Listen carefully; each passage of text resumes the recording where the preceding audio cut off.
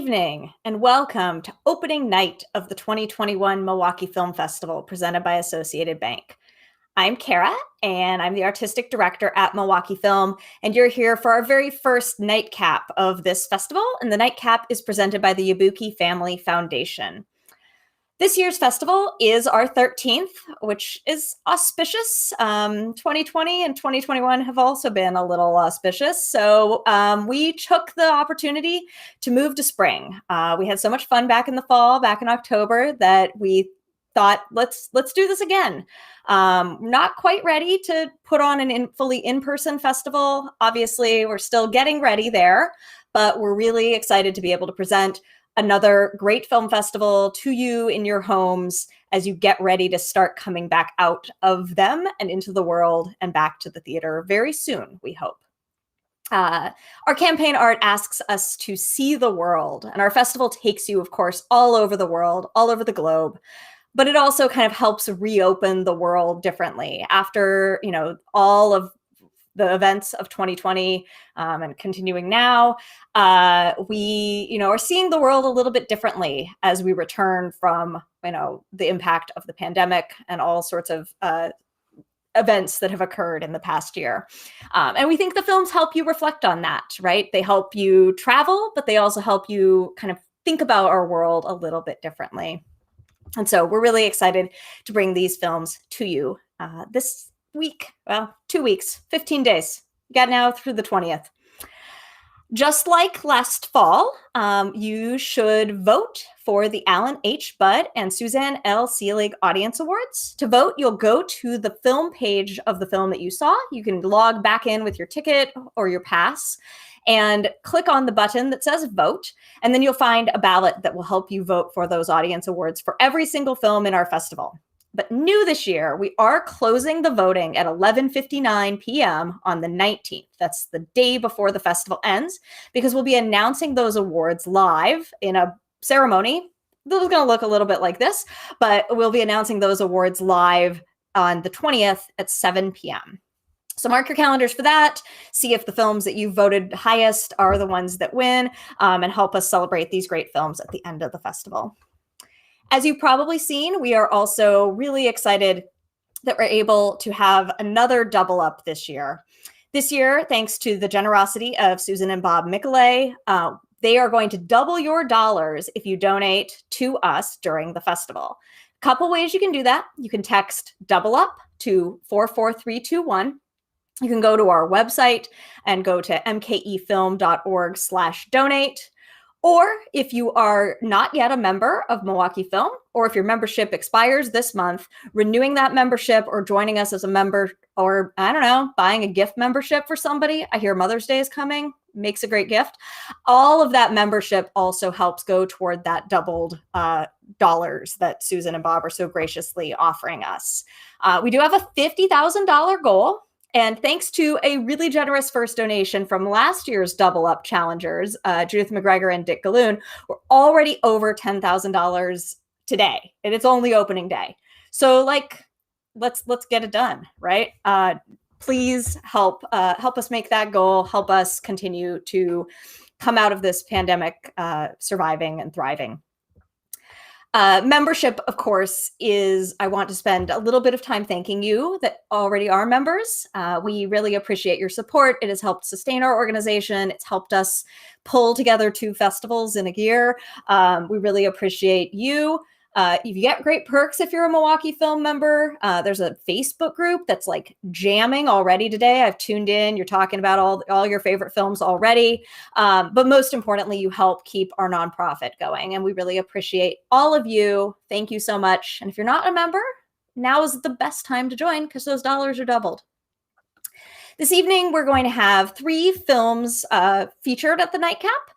First, we will have the team behind Not Going Quietly, then the team behind 25 Weeks of Wisconsin Pizza Harvest, and then we'll close out the night and the nightcap with our opening night film, Tom Petty, Somewhere You Feel Free.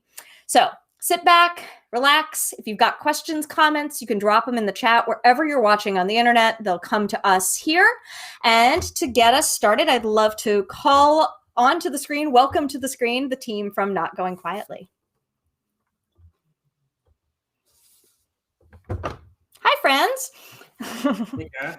Can I have each of you sort of introduce yourself and your kind of role, your part of this film? You guys go first. I'm Amanda Roddy, and I'm the producer of the film Not Going Quietly, and I'll pass it to Tracy. Hi, I'm Tracy Quarter, subject, I guess, or one of the people. Awesome. I'm Nick Bruckman. I'm the director of Not Going Quietly. Thanks for having us here. Yeah, we're really happy that we could have you here and so early in the festival. This is one of my I don't know, I'm not supposed to pick favorites from my docs, but you're up there. So I'm really excited that we're able to have this conversation this evening. And I wanted to start with kind of the origins of the film, kind of when and how did you connect to Audie and Rachel and Carl and kind of this story and know that it was a film? I think that's often also a part of the question. Maybe you knew at the beginning, but I don't know where that starts. I'll take a pass at this and then I'll pass it to Amanda, who can probably add more. But Amanda and I both work on, in addition to independent film, social justice campaigns with brands and organizations. So our production company, People's TV, does work for Black Lives Matter, for all kinds of social movements that want to use storytelling to raise money, to advance their agendas, to push for legislation, to do movement building work. And I had a close friend in common with Liz Jaff, the president of the Be a Hero organization, who happens to be the person of all things sitting next to Audie Barkan on the plane. They'd never met. When Audie first meets Jeff Flake, and in his very intimate and powerful conversation with him, is suddenly propelled to being the national voice of healthcare. Liz happened to be filming that, and they formed this incredible partnership. She called me to make a short launch film about Be a Hero. So it was going to be a kind of 2-minute advertisement. And I thought it would be a really sort of sad and sort of somber story about Audie's got ALS and his son, and won't they protect his healthcare? But immediately on meeting Audie, he had this incredible sense of humor and resilience that became the backbone of what the story was about, not about his illness, but about how he turned it into something like an amazing work of art that was framed through his passion in life, which is activism. And once we knew that he and Tracy Quarter and several other amazing, powerful intersectional activists were going to get on the road and do what Audie did, which is confront a politician, get them on camera, bring other sick people to tell their stories, to confront their representatives, and do that in an RV all across the country, that was when we had a sense that there was probably a feature film here and something much bigger than just a short film. Yeah. Yeah, and I think it's an interesting question that you asked, when did we know it was going to be a feature-length film? Because I think it's a real struggle, because when you're making a documentary, you're following real life and you have no idea exactly where it's going to go, especially in a film like this, which was verite. It wasn't a historical documentary or something where we had a sense of what was going to happen. So I think at the beginning we were like, oh, wow, we think this could be like even a powerful short film. And we were thinking maybe it'd be like 20 or 30 minutes. But then Audie and Liz and the Be Hero team's work kept expanding. And it started out with a few political ads in Arizona. And then all of a sudden they were renting an RV, traveling across the country, and we were chasing behind them. And then after that, it ended up that they returned to DC to protest the Kavanaugh nomination, and we followed that. And then, somewhere along the way, I think during the road trip or nearing the end, we realized that this was a feature film, and that their work wasn't going to stop anytime soon, and that it was only gaining more momentum and bringing a lot of meaning to not only Audie, but everyone around him. And it felt like something really special and worth pursuing. So we just kind of got right in there and just, buried ourselves in it, and it somehow became a feature film, and we're all alive. And Tracy, kind of when did you get involved, and like, were you immediately game to be in this film, to be a part of the film? How did these Tracy's no novice to documentary films. I just want to point that out. before we see you guys. But I was actually not game. I actually spent a lot of time just like hanging next to Amanda because I knew if I was standing next to Amanda, I wouldn't be on camera. Yeah. But because Adi has such an important story to tell, and I am constantly inspired, and seeing him do his thing is constantly inspiring. So just like people who are watching the documentary, I was like watching him do this work. And it was just happenstance. I remember January of 2017, I'd asked Adi to be on a panel. I'm sorry, January 2018, I asked him to be on a panel, and it was the time I did my first bird dog training, and it happened to be in front of 300 people. And then they asked me to keep doing them. So it was very much by accident. In the documentary, I felt comfortable because Amanda and Nick and their crew put so much care and love into Adi and his family. And so being a part of that felt really special. You mentioned care. I'm jumping ahead in my question list, but I really want to sort of ask about care, which, in addition to being, an inspiring story, Adi's story, like, oh, wait, like resilience, all that. But I think the film also kind of asks us to rethink what care means, where the contexts of that are.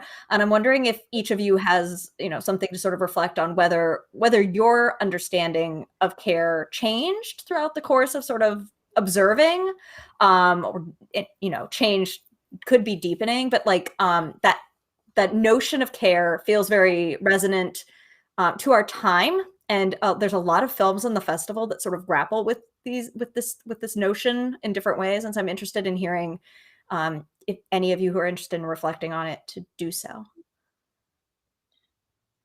I think it's a really great question and a complicated one too. I learned so much about care and caregiving in the process of working with Adi, and also seeing his aides, the aides that he hired. In the film, you see Nate Smith, his best friend, be his primary caregiver, and the depth and intimacy that they developed in their relationship once Adi was diagnosed with ALS was really incredible to witness. They've been best friends since high school, but to see that trust and vulnerability between the two of them, and to see what went into it, and how strong and amazing Nate was as a caregiver, I think really shed light on what a significant and important job that is, and how much freedom it also ultimately gave Adi to do this crazy road trip, to continue doing the work that he loves and is passionate about, and to have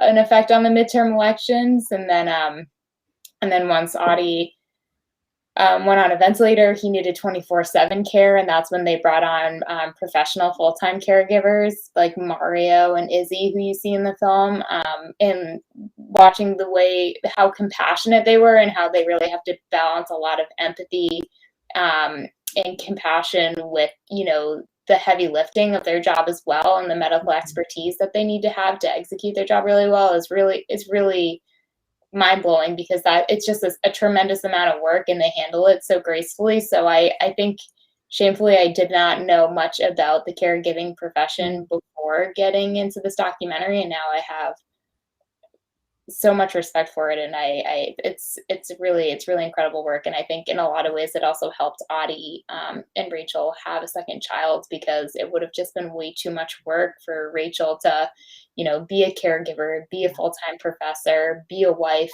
be a mother to a 4-year-old little toddler, and then have another child. That would have been unrealistic. But those caregivers enabled them to expand and grow their family and bring more happiness to their life. So they really do a lot. And I think for me, on the flip side of that, I think about how Adi uses humor to care for all of us. And so he doesn't want, like, I remember him saying him not wanting to feel like a burden, or feel like he was always like bringing down the mood. And so he used humor all the time. And I hope that eventually through our relationships, we showed him that he didn't have to do that for us. And so that's what I think about when I think about care. Yeah, that's really profound, Tracy. And I think we saw him caring for us a lot on the trip, and in general throughout this process. And yeah, I think about care on like a lot of different layers that I hope come across in the film. There's the care we have to put into our democracy to nourish it, or it dies. There's the political issue of care, which is something that I learned about through this process, but that care is an institutional thing, right? It's the way we think about caring for our families, but government is the way we care for our extended families, the way we kind of manage our society. And we see that with the pandemic, right? That what we've all learned is what Adi's been saying the whole time, which is that the health of the person with the most vulnerable is ultimately going to affect the health of us all. And if we don't care for the most vulnerable, for the sake of, we don't provide a baseline. And what we're seeing right now with vaccines going to other countries, which is something Adi's been working on, if we don't free the vaccine and provide it to other people and care for them, this disease is going to come back. You can't wall off the idea of care and provide it to some and not others. It needs to be something that we provide at a society level. And I think that at its heart is what issues like Medicare for All are ultimately about. And transcending that love that Adi has for his family, that Rachel has for Adi, to the public sphere. That's what I wanted to come across in this film. And that's at the core of this, like, personal is political. It's about care. And I think you put it really well in the question. Yeah. I also love this idea of like it's not quite reciprocity, but it's that like in any relationship, there's care from both sides in order to sort of, be healthy or sustainable. And that's, whether it's systemic other side or whether it's, us here listening as an act of care and things like that. So that's wonderful to sort of noodle on a little bit more. I think this is a much more procedural question, but sort of it's surprising, but maybe also not surprising that you got sort of brought in sort of late in like the timeline of the film. I guess, sort of, I'm interested in hearing about like the archival, the home archival footage that you were able to sort of pull upon to sort of introduce and frame the story. I'm sort of surprised that there's this video footage of Adi kind of documenting. Was that surprising to you to discover that existed? Can you talk a little bit about some of that footage that happens prior to you kind of getting we began the film in 2018, and Adi had taken these very intimate video diaries of his diagnosis. And my read of that, it was just like an incredibly prescient act that I think, and even at the height of his despair, which was at the time where he took those, he just had a feeling that his story was going to matter. And I think, and again, talking about the personal as political, I think he maybe was doing it for his son, and to have a record of that time for his son, because that would be an important thing to share. But I like to think that there was also this intuition that this story would matter. And he'd spent his career, even prior to ALS, as an activist doing storytelling for social change. When he confronts Jeff Flake, it wasn't as a neophyte, first-time activist, father pouring his heart out. It was a really prepared for operation. Of course, how you prepare to do that kind of activism is what you see Tracy later demonstrate in the film. And so, I like to think that Adi was prepared and was capturing that, not just for the personal, but in the hopes that a team like ours might come along one day and tell his family story. Yeah. In that, I'm hearing that it wasn't, there was not a struggle to sort of get that to be sort of, like, sure, yes, use this. Or was there, was there hesitance of a kind of having that very intimate, very vulnerable footage be so, sort of taken over? Yeah, he wanted us to see it. I think it also speaks to the way in which he kind of allowed a lot of us into his life and to see every part of it, and was really vulnerable, and was vulnerable in such a way that I think that the film is a much better film because he was willing to put it all out there, in order for people to have a true understanding of, what he went through, and what he's going through. So yeah, it's really all props to him, and him being courageous enough to do that. But there was no battle. He definitely And I actually have some footage already. yeah, and we were like, wow, this is like really good. Yeah, we were kind of amazed. There's a lot more that didn't make it into the film too. That's really like beautiful, and the way that he kind of decided to spend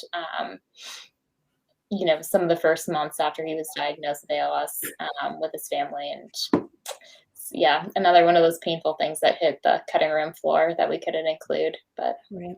Yeah. It's that terrible thing of being a documentary filmmaker where you're like, you're crying. This is so great for our film and our audience. And ultimately it is, people being exposed and reliving their trauma is a method for social change. And it's a lot of what the activists in the film do. And it's not fair maybe that Adi had to tell this whole story to make this happen. But I think that's definitely exposing your pain as the sexual assault survivors do later in the film is kind of as a political act is like the underlying motif of the film. And I tried to kind of embed that into the filmmaking itself. Yeah. So you've been playing the film at these virtual festivals. I'm interested in hearing about the response that you've had, if there's been anything surprising for you in sort of starting to share this film with the world, or whether there's not been something surprising. I think we've been really, this virtual world is so crazy because it's hard. It's, it's different when you can't be in theaters with people and experiencing their reactions in real time. But I think we've been pretty overwhelmed by the positive reception that people have been giving the film. And Adi's, we're not surprised by the positive reception that Adi's been getting. That we felt pretty confident about.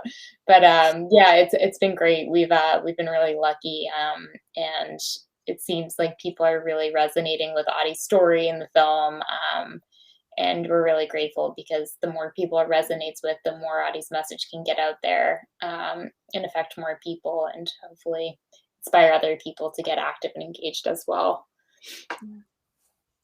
Tracy, in seeing the film after it's completed, is there anything that's surprising or striking to you in kind of not having been kind of in that edit room and behind that camera? We haven't shown her the final cut yet. Oh, I haven't seen it yet. You can watch it at the Milwaukee Film Festival. I hear it's playing through the 20th. That's my plan. Tracy, can you talk about your past Milwaukee Film Festival? Because you're the only one here who's a veteran. Oh yeah, I did this last year. I'm featured just a small bit in And She Could Be Next. And so I did a panel with 3 other Black women and talked about that in the Radical Monarchs. Oh, okay. During our Minority Health Film Festival, maybe. Mm-hmm. Is that true? Yeah. You have lots of Wisconsin ties in your crew, in your executive producers and in Tracy's connections. So there's a Wisconsin root here with this film. So we really appreciate the opportunity to bring it here. But obviously such a universal story. What's next? What's next with the film? What's next in kind of Be a Hero and the sort of the work that's happening, or for any of you in terms of projects?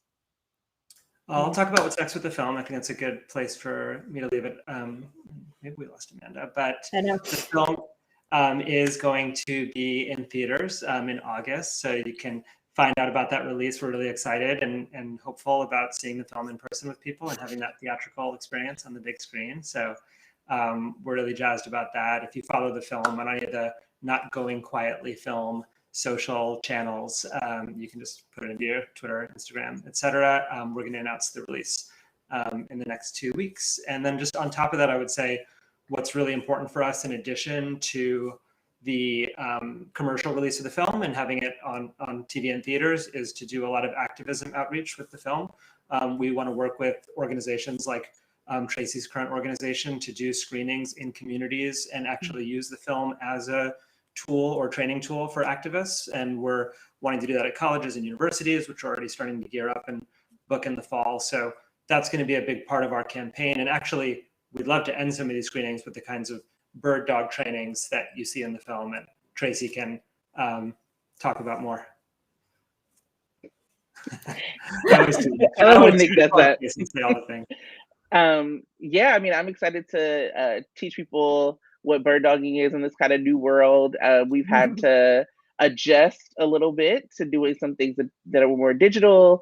But the idea of using your story and your power to confront power is universal. So I'm looking forward to continuing to do that.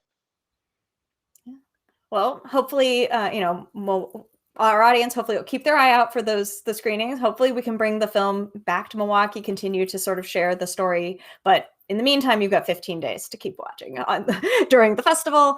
And thank you so much for your time, for this film, for your work. We really appreciate that. Thank you. Thank you so much. Thanks for having us. It was a blast. Yeah.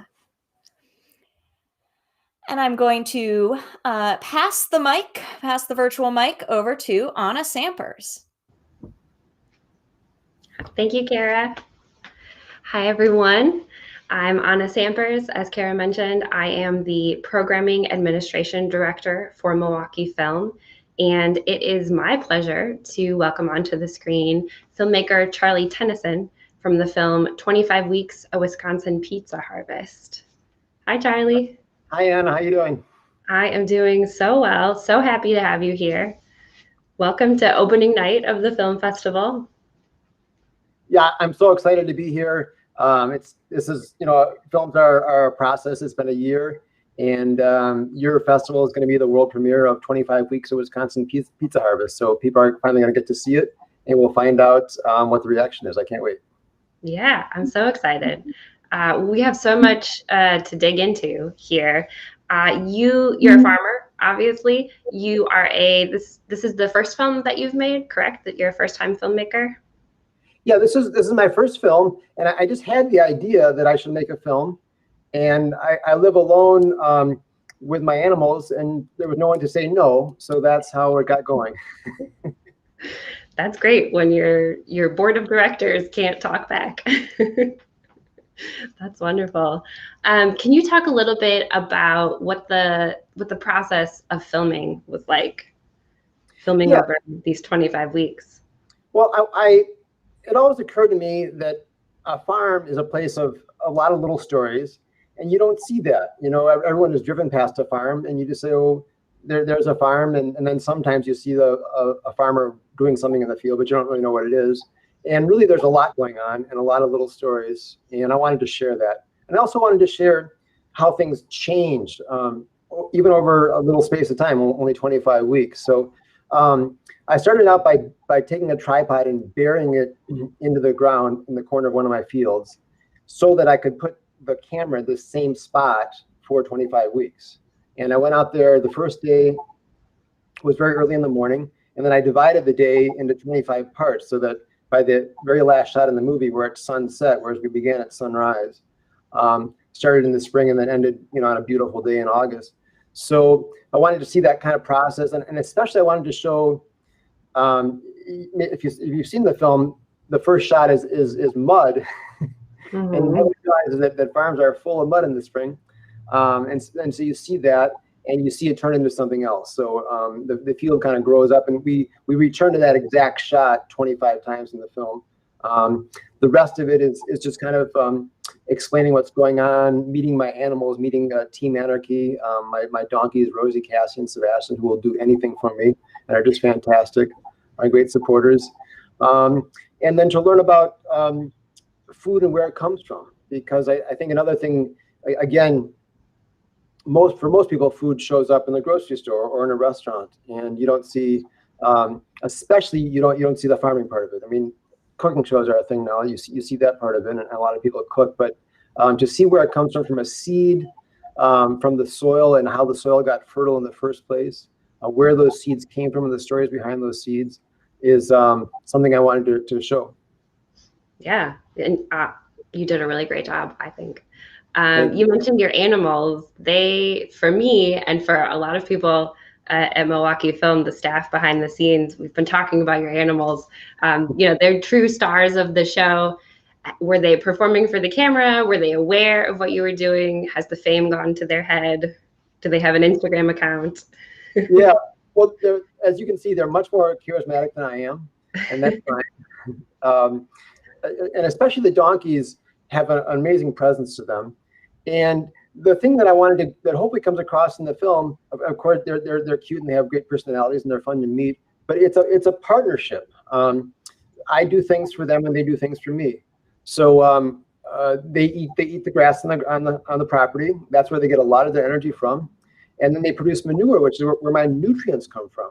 So those, and then the third thing they do, of course, is they pull the plow and pull the cultivator and things like that. So I'm getting horsepower from them, nutrient power, and it's all coming because they can eat grass. I can't eat grass. That power all comes from them, as opposed to most food, which comes out of an oil well, because that's what powers the tractors and makes the petrochemicals. So I wanted to show, and of course in the film I have those two systems. I mean, I don't use petrochemicals, but I do use tractors on my big fields. So those are those two things going on. But it's also just wonderful to share your life with animals and to see what we share in common, because really we share an awful lot, even with a chicken. I mean, you can watch a chicken react and realize, oh, I have that same reaction sometimes too when I'm scared of something or I'm intimidated. So we share a lot, and we share the planet together. And I wanted to show how all that stuff gets shared on a 4-acre homestead. Mm-hmm. Yeah, that's a great message.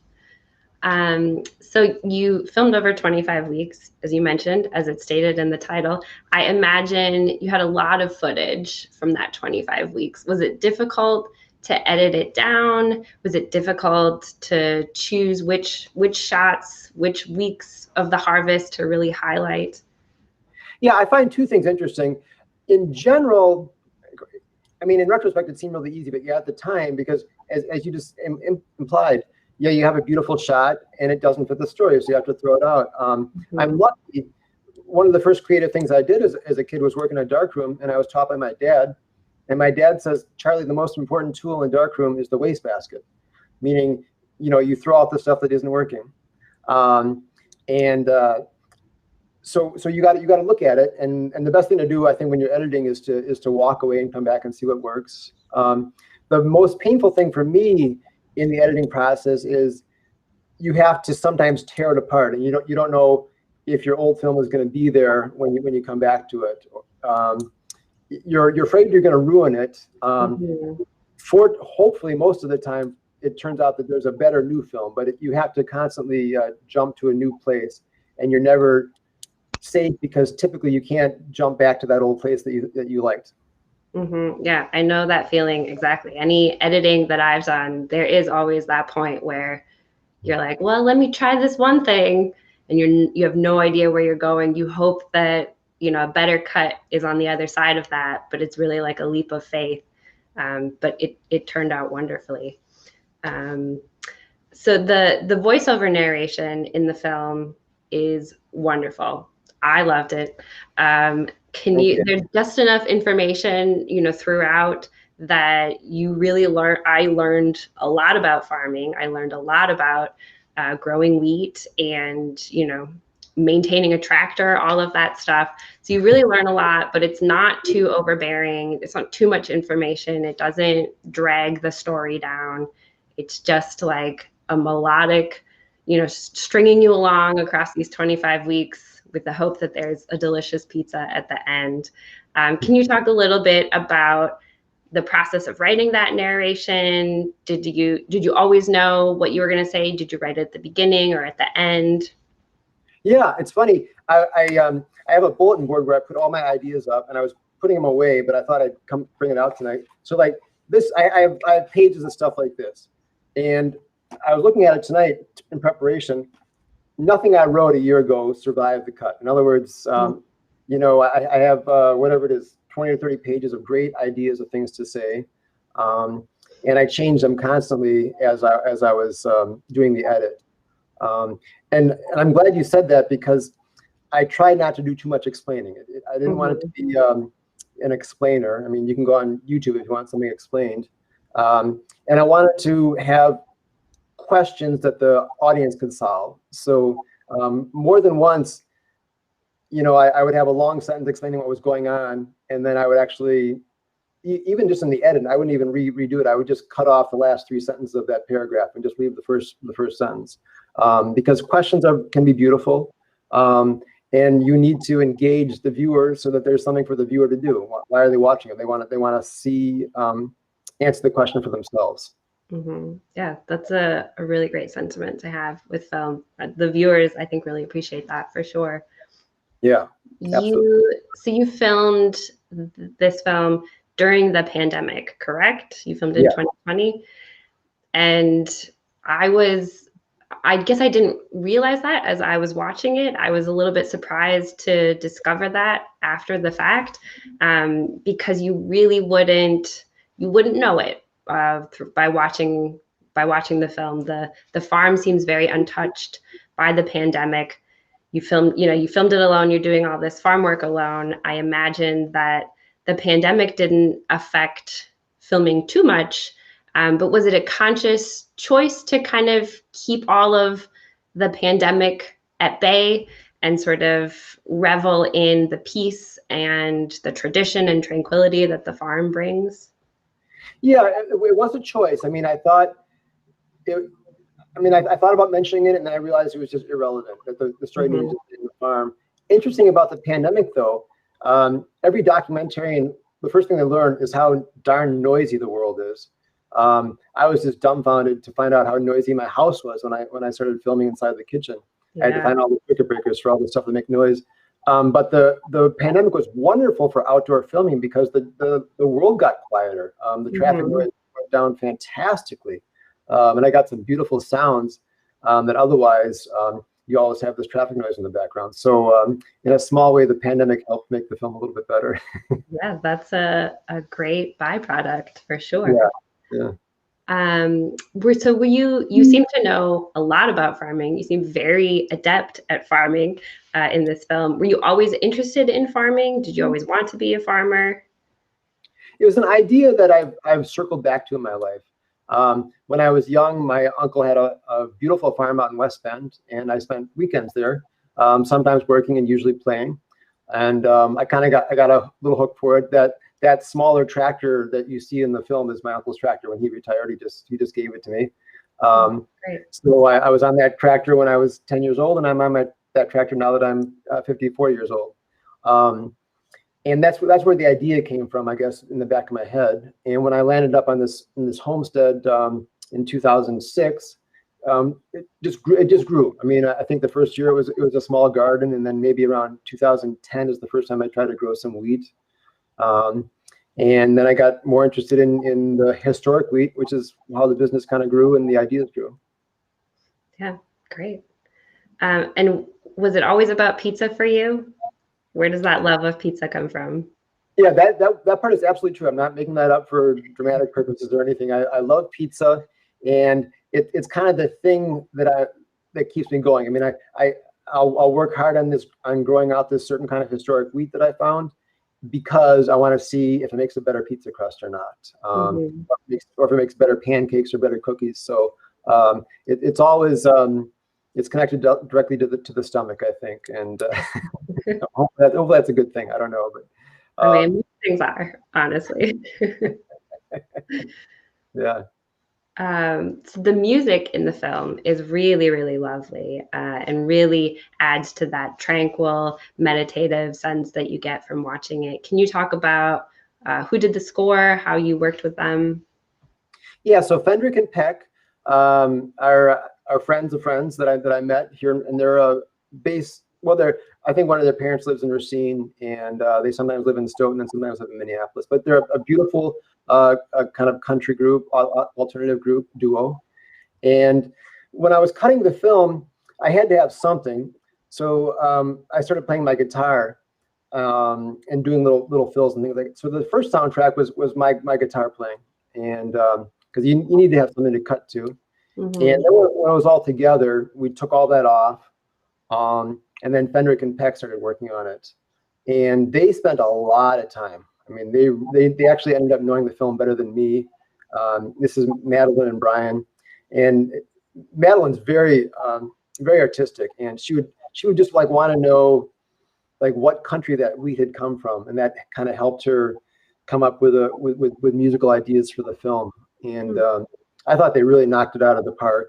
All the money that I was able to raise for this film went into sound. It went into for Fendrick and Peck, and then for the sound mixing, which is also done by Alex Knickerbocker, is a professional out in Los Angeles, and he spent a lot of time and a lot of back and forth over the internet, and it really came out great, I thought.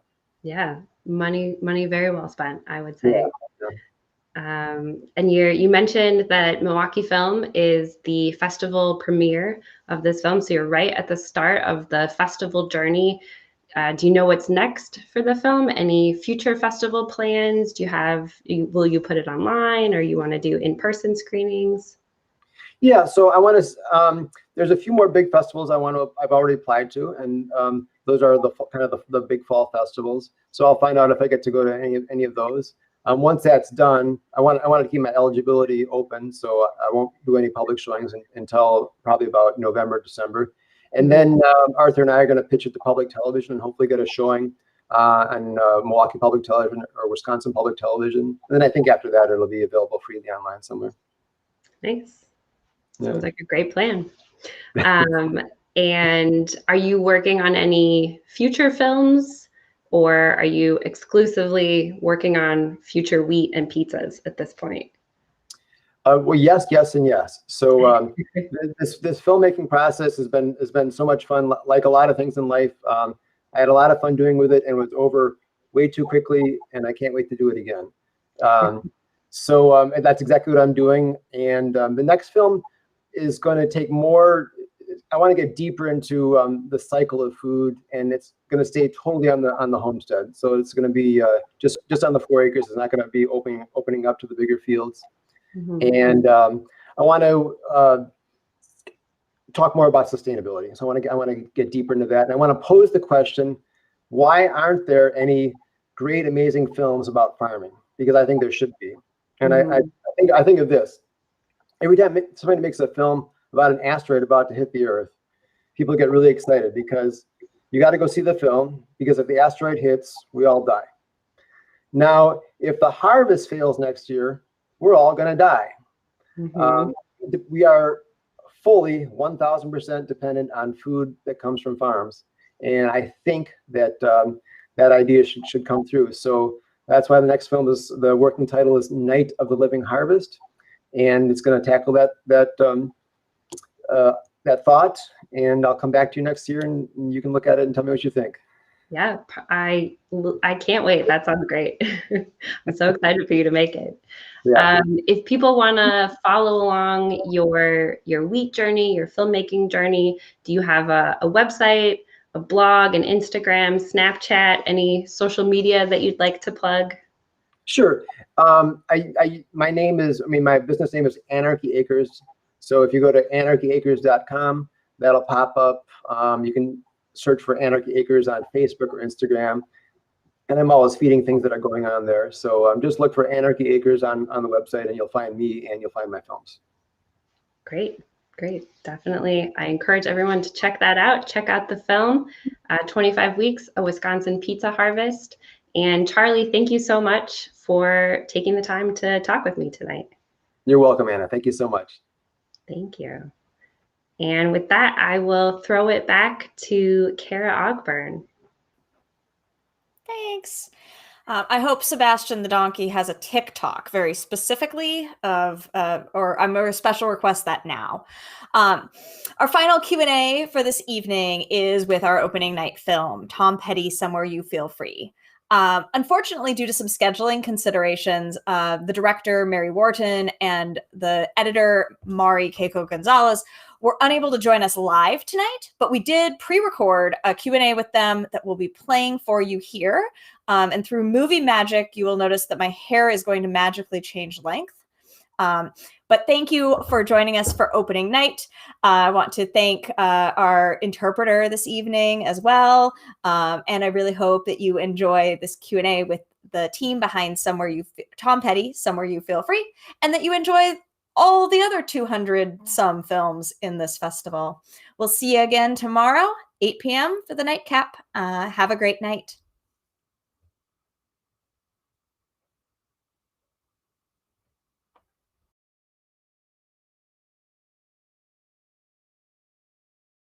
And I'm joined by the team from our opening night film, Tom Petty, Somewhere You Feel Free. Can I have you each introduce yourselves and what you did on this film, or what your role was? Sure. I'm Mary Wharton. I'm the director.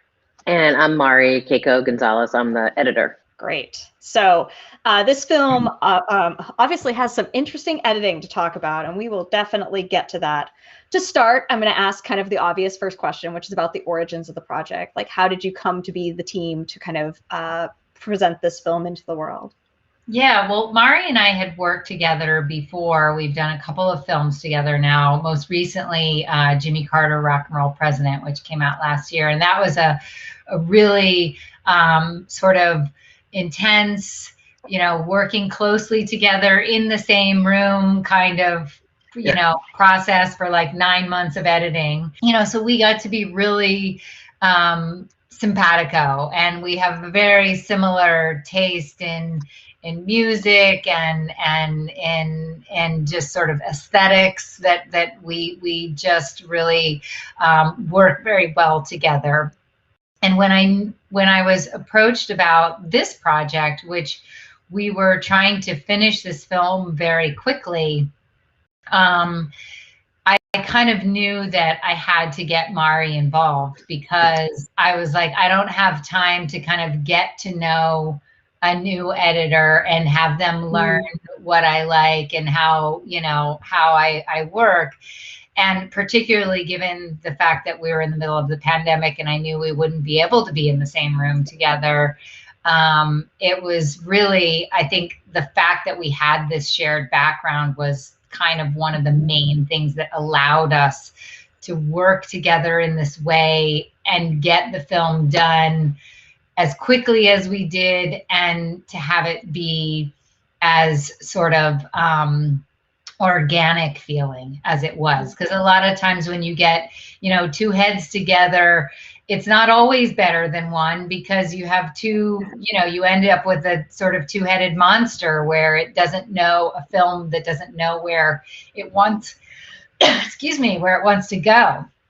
Working with Mari was such a great experience that, we had that shorthand, that we were able to collaborate even from, being across the country from each other.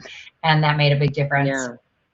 So Mary, you say you were approached with this project. Can you talk a little bit about that and being approached with this archive of pre-existing content to handle? We'll get into that. Yeah. So, I had known Tom Petty's daughter before. We actually worked together about 20-something years ago when we were both young and starting our careers, and we had just stayed in touch over the years. And she had been going through this process of, they had recently put out a box set about of the Wildflowers record that her father did. There were all these additional tracks that were, that we talk about in the film that had been recorded, and they were just digging into the archives to see what they had, and they came across this batch of a whole bunch of 16mm film. And it had originally been shot, I think, with the intention of, they had put out a couple of pieces of it as an EPK back in the 90s. And so maybe 11 minutes of this footage had been seen before, but there was an additional 4 hours of material that they discovered in the first batch. And then we started digging more into it, and we found all this concert footage and had all of this material transferred. But I got ahead of myself a little bit in that. But Adria basically realized that they had this archive of material, and they started looking for a director to take on the project. And because of our previous relationship, she thought of me and called me in the late summer of last year. And it was in the middle of the pandemic when I just, I didn't know how I was going to be able to work again, really. It was sort of, they hadn't quite figured out how to shoot safely and how to, it was all very, everyone feeling their way around. And when Adria called and was like, you know, if you're available, I'd like to, you know, send your name to the producer and, you know, put you up for this. And I was just so ecstatic to receive that call, because an archival based documentary project was the perfect opportunity, you know, when it came, where we were able to do very small crew shoots, and, you know, everyone, you know, distant and safe and masked up and shielded and all of that kind of stuff. Yeah, so I'm a huge Tom Petty fan. So immediately I was overjoyed and leapt at this opportunity. And as I said, brought Mari into the picture because I knew that she would appreciate it as much as I did. Yeah. What a creative gift, right? Like sort of at that moment, we all sort of had in our own lives of sort of that feeling sort of stuck, and sort of having that like creative gift offered up to you. Amazing. That's a wonderful story. Mari, when you got involved, I'm going to assume you were equally eager because, you know, to get to sort of dig into this archival material, but can you talk a little bit about your process and kind of how you got started in your role and your work with this? Yeah. You know, like Mary said before, what I love about working with Mary is that we do have this language that, you know, it's like so much about editing is nuance, but it's also being able to, when you're working with a director and you have you know, when you're a team of filmmakers, it's like you really do need to be in sync, you know, pun intended, right? So, but you have to, you know, and so especially when you're working remotely, it's like I have to be able to intuit what, you know, what Mary is thinking and sort of what the vibe is we want for a particular scene. And, you know, with music, we are both such, you know, we have such extensive backgrounds in music, you know, in music documentary and music concerts and television, you know, so there is an additional sensibility that you bring to documentary storytelling when you have that music background, I think, and that language. So anyway, just insofar as the process, because there was so much material, I think it was about 4 hours of footage of this EPK footage that they had shot, and not all of it was in sync. There was some sound for it, and you know, that was the other thing. There were all these other elements, you know, besides that footage. We wanted to make sure that we stayed within the time period of when the album was being recorded, and also using a little bit of archival from the tour that followed. We didn't want this to be. Mary was very clear that we wanted to stay in this framework, right? We didn't want to go out. This wasn't a lifelong retrospective about Tom Petty. This was a film that was about the making of this album and an inside track to that. So for me, I mean, I knew Wildflowers. I also am a big fan of Tom Petty. I work on Rock and Roll Hall of Fame too every year. I've been working on that. I knew his music, but I really didn't know the album that much. So I just live with the music. And what we started to do is sort of break apart each of the songs, and with the music, you know, just sort of like living in, sort of cut those as scenes, really, almost. So we would have like a pod for, you know, To Find a Friend, or a pod for Honeybee, and all these different things where we combined, yes, that archival footage of the making, you know, of that song, and then working up these songs, but also adding other textures to it, like live performance or the completed track, which we ended up doing a little bit for some of the songs.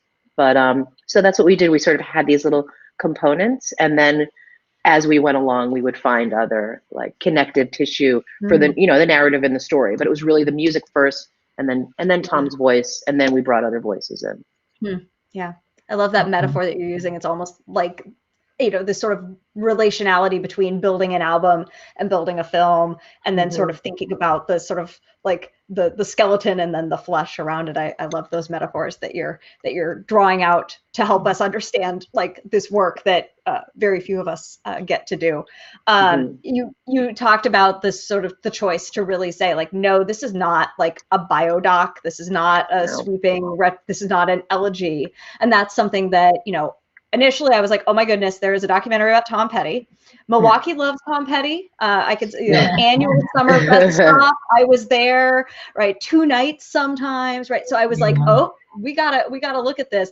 I was so charmed by the way that it didn't sort of take that like expected structure of a music documentary about someone who's recently passed. Instead, sort of hung right there in that creative process and really kind of opens up that creative process.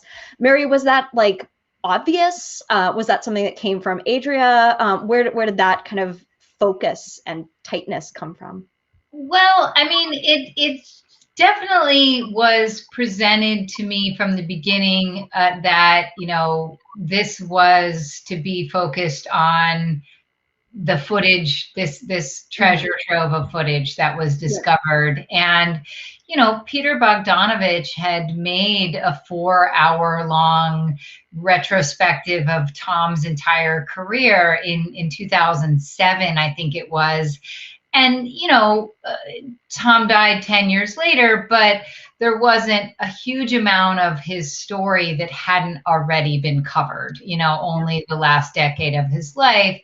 And so, I definitely didn't want to try to do that. Like that had been done, and also, so I looked at it as, this interesting kind of challenge in a way to how do you stay within the confines of this little moment in Tom's life, a period of about 2 years of his life, but make it be sort of bigger and richer than just it's more than a making of the record, right?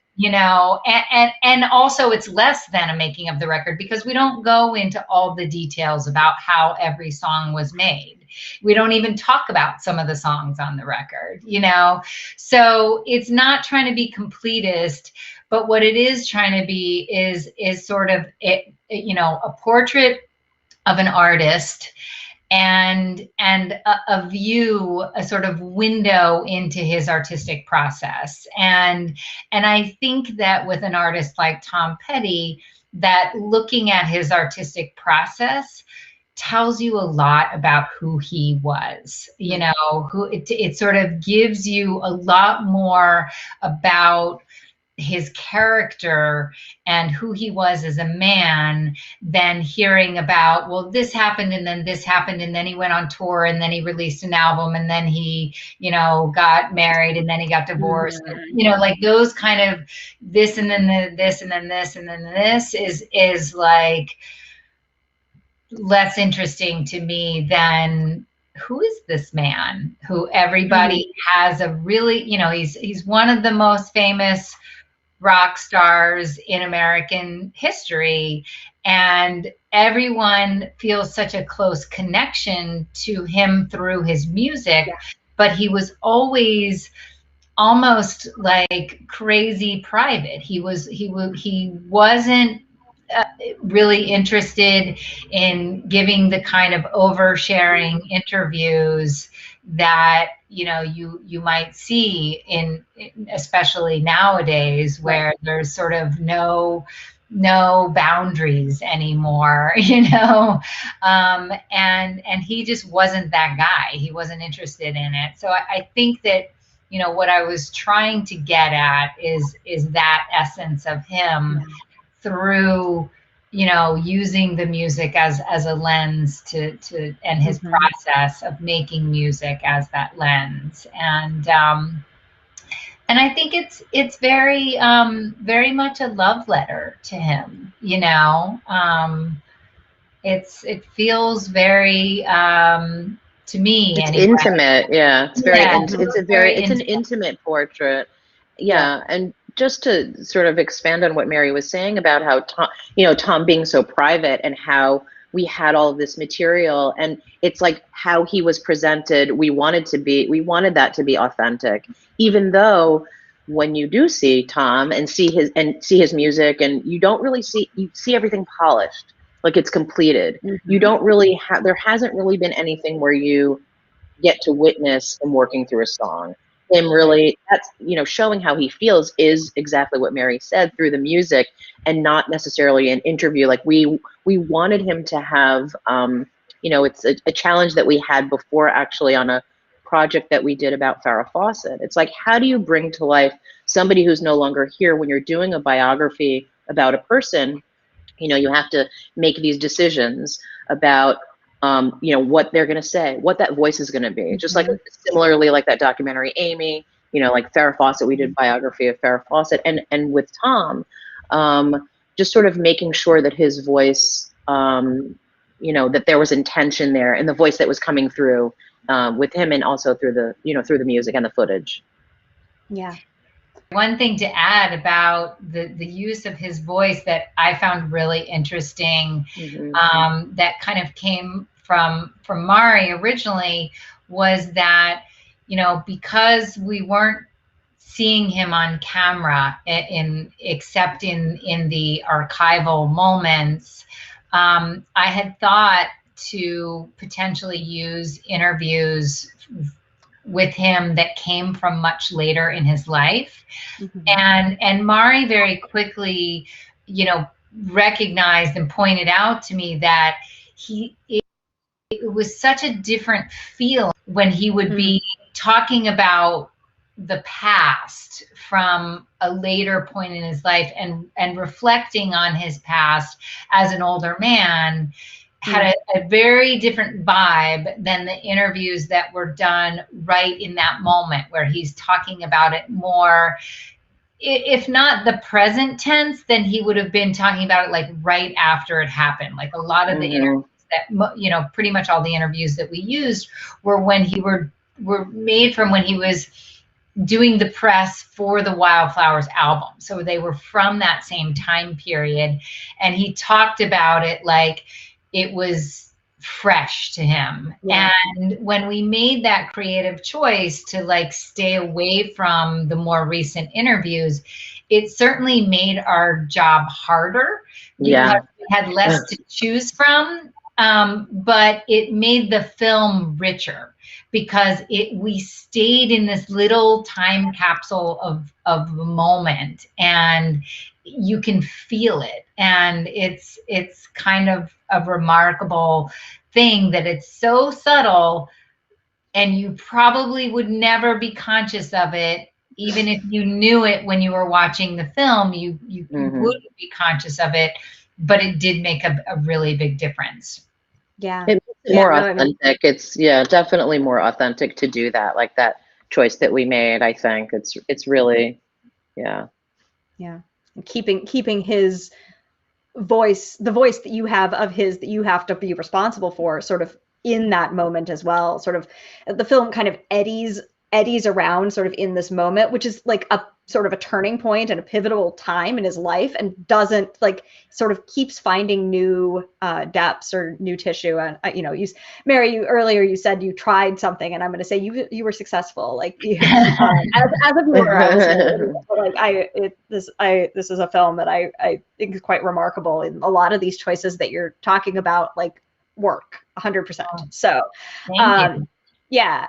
You talked about how both of you have worked a lot sort of together as well as separately in sort of music and concerts and Rock and Roll Hall of Fame.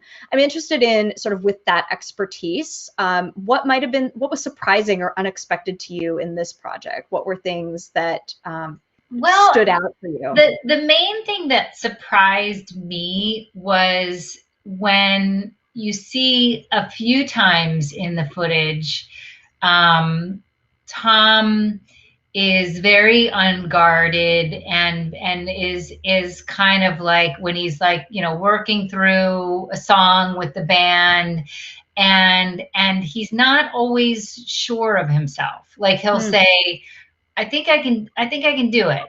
Like he's sort of gearing himself up to deliver a vocal performance on a song.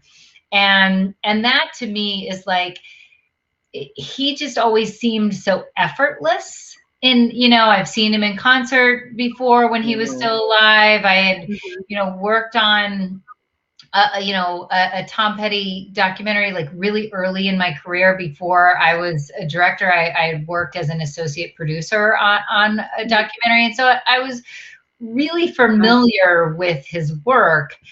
And he always just came across as completely effortless. And to see him kind of hesitant and unsure of himself was a real sort of humanizing thing to me for him, and even like, his daughter Adria said she had never seen him woodshedding a song with the Heartbreakers like that. She had never seen them do that because they never did that in front of people, right? And so it's no wonder that I if she never saw it, I certainly never would have either. So that was a surprise for me. Yeah. Mari, what was surprising or unexpected for you? I would say that we talked about that a lot. I think all of us did. We talked about that with Adria and Mary. Just seeing Tom that way is just, I can't think of any other instance where you did. He just didn't show that to people, and he really didn't. He just kept that a part of his artistic process and just between him and himself and the musicians that he was playing with. Yeah. And I think it's humanizing to sort of in such a sort of caring way, right? It's a caring, humanizing to have that recognition. You talked a little earlier about sort of the safe way that you were able to sort of get some of the newer interviews and footage. Can you talk about the sort of choices that you made in producing the new content to integrate so seamlessly with the 16 millimeter archival? Well, the first was to shoot the new interviews on 16 millimeter film. We use Super 16, so some of it's a little slightly different aspect ratio than the original 16 millimeter. But the nature of the film, the grain of it, and the sort of junk around the edges and all that kind of stuff that I find so beautiful about film. Certainly helps to kind of keep it in that world. There's only one or two shots in the entire film that were digital video that didn't come from 16 millimeter film, and that presented it gave us a lot of beautiful material to work with, but it also presented some challenges when we had, equipment error where like an entire roll of film is out of focus. And so it's lost to eternity. The problem with documentaries is it's much more difficult to reshoot things if something doesn't work out. And we even tried with one interview to reshoot it because the first time there was a problem, and we reshot it, and not only wasn't as good because it was like we're trying to recreate something which is never documentary. It's never as good as it was the first time, but we had some sort of technical issue with that film too. So it was definitely, I hadn't shot anything on film since I was in film school. So it was my first like professional experience shooting on film, and I can see why people don't shoot documentaries on film. or why they shoot a lot of on film B-roll, et cetera, and then put it in a box for someone to discover later to turn into something that I mean, have that distance. The B-roll that we did shoot looked amazing when it was, because of all the beauty of the film. So that part was certainly a challenge and an interesting choice, but one that I like a good challenge. I feel if you can make it work, in spite of these difficulties, then you've earned your keep. Well, and we keep talking about sort of like out of constraint and out of challenge, out of hardship comes like creativity. And so like, this project came to you sort of to create that, energy for yourself. So why not put a few more constraints around it? Right. Besides the math, we should probably shoot this on 16, right? In a pandemic when Right. So Totally. can we talk a little about that timeline though? You got presented with this in summer of 2020 and premiered the film at South by Southwest. How do you get a film of this magnitude sort of completed on that tight of a timeline? Well, you have to have a really good editor.